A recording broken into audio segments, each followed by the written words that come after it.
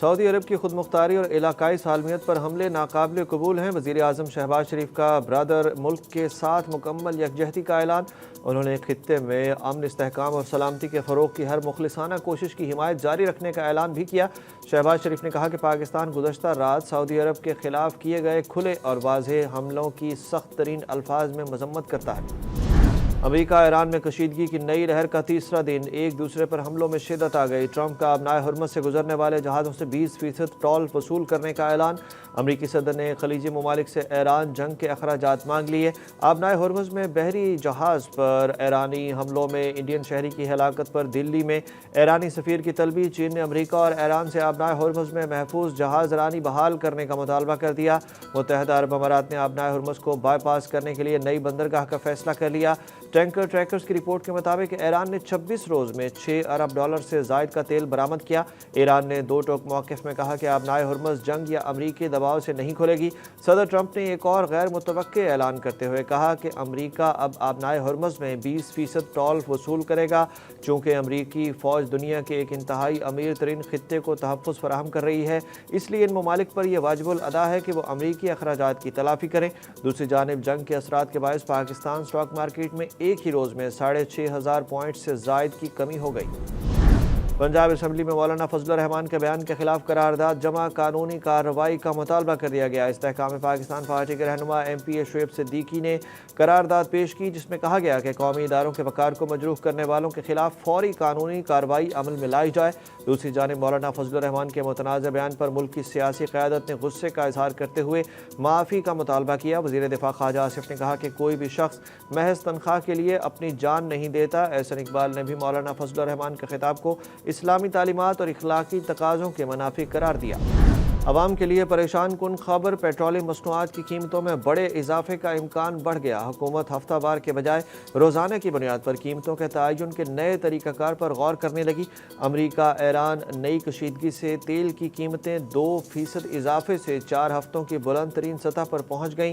خام تیل کی $84 فی بیرل تک فروخت۔ دوسری جانب وزیر پیٹرولیم علی پرویز ملک کی زیر صدارت پیٹرولیم کی قیمتوں کے لیے اصلاحات کمیٹی اجلاس میں روزانہ کی بنیاد پر قیمتوں کے تعین پر غور کیا گیا۔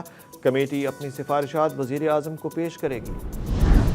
پنجاب کے خراب پانی والے علاقوں میں بوتل بند پانی پہنچانے کا فیصلہ۔ وزیر اعلیٰ پنجاب مریم نواز کی زیر صدارت اجلاس میں بتایا گیا کہ خوشاب، ڈیرہ غازی خان، بہاولپور اور رحیم یار خان میں قائم بوٹلنگ پلانٹس تیار کر دیے گئے۔ مریم نواز نے تمام ڈپٹی کمشنرز کو ہدایت کی ہے کہ وہ اپنے اپنے اضلاع میں خراب پانی والے علاقوں کی فوری نشاندہی کریں۔ خالی کمرے کا AC چلانے پر اسپتال کے MS کو معطل کر دیا گیا۔ صوبائی وزیر برائے primary and secondary health care Khawaja Imran Nazir نے سیالکوٹ کے تحصیل ہیڈ کوارٹر اسپتال پسرور کا دورہ کیا۔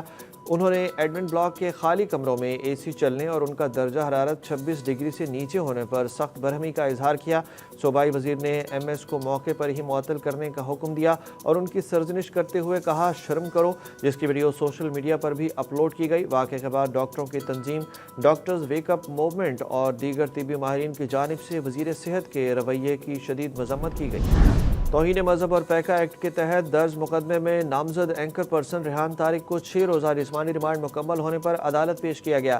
عدالت نے تفتیشی حکام کی رپورٹ اور فریقین کے دلائل سننے کے بعد اینکر ریحان طارق کو جوڈیشل ریمانڈ پر جیل بھیجنے کا حکم دے دیا، جس کے فوراً بعد ملزم کی جانب سے ضمانت کی درخواست دائر کر دی گئی۔ لاہور کی عدالت نے فریقین کی تفصیلی دلائل سننے کے بعد ریحان طارق کا مزید جسمانی ریمانڈ دینے کی استدعا مسترد کر دی۔ ایک ہی شخص نے کئی کمپنیاں بنائیں، تمام ٹول پلازے اسی کو دیے گئے۔ قومی اسمبلی کی قائمہ کمیٹی کے اجلاس میں انکشاف۔ سید حفیظ الدین کی زیر صدارت اجلاس میں NHA حکام نے کمیٹی کو بتایا کہ NLC کو 10 ٹول پلازے دیے گئے ہیں اور باقی نجی کمپنیوں کے پاس ہیں۔ کنوینئر کمیٹی نے انکشاف کیا کہ ایک ہی شخص نے کئی کمپنیاں بنائی ہیں، اخباروں میں آ چکا ہے اور سندھ میں یہ بات عام ہے۔ وفاقی وزیر احسن اقبال نے نیٹ فلکس کے پاکستانی صارفین کو خوشخبری سنا دی۔ سوشل میڈیا پر نیٹ فلکس پر پاکستانی ڈراموں اور فلموں کی عدم موجودگی کی بحث چھڑنے کے بعد احسن اقبال نے ایکس پیغام میں لکھا کہ حکومت پاکستان اپنے ملک کے ڈراموں اور فلموں کو نیٹ فلکس پر جگہ دلوانے کی کوشش کر رہی ہے۔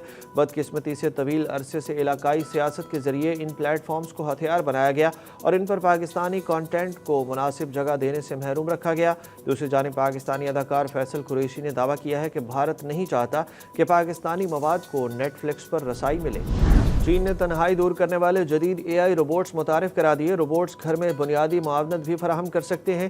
कंपनी के मुताबिक ये रोबोट्स जदीद लार्ज लैंग्वेज मॉडल्स, आवाज़ की पहचान, चेहरे की शनाख्त और कुदरती अंदाज में गुफ्तगू करने की सलाहियत रखते हैं। UB टेक का कहना है कि इन रोबोट्स को ख़ास तौर पर बुजुर्ग अफराद की मुआवनत, तनहा रहने वाले अफराद की सोहबत, घरेलू मालूमाती मुआवन और तालीमी और तफरीही सरगर्मियों के लिए तैयार किया गया है। फीफा वर्ल्ड कप के फाइनल में फ्रांस पहुंचेगा या स्पेन? फीफा रैंकिंग में वर्ल्ड नंबर 1 फ्रांस की टीम और तीसरे नंबर पर मौजूद स्पेन टीम आपस में टकराएंगी। फातेह टीम को फाइनल में जगह मिलेगी। दोनों टीमें साबिक आलमी चैंपियन रह चुकी हैं। दोनों ही अब तक फीफा वर्ल्ड कप में नाकाबिल शिकस्त हैं। रिपोर्ट्स के मुताबिक आज दोनों टीमों के दरमियान मैच में फ्रांसीसी कप्तान एम्बापे को बड़ा फ़र्क करार दिया जा रहा है। माहिरीन के मुताबिक फ्रांस को इस मुकाबले में फेवरेट करार दिया जा रहा है। ताहम स्पेन भी किसी भी वक्त मैच का रुख बदलने की सलाहियत रखता है।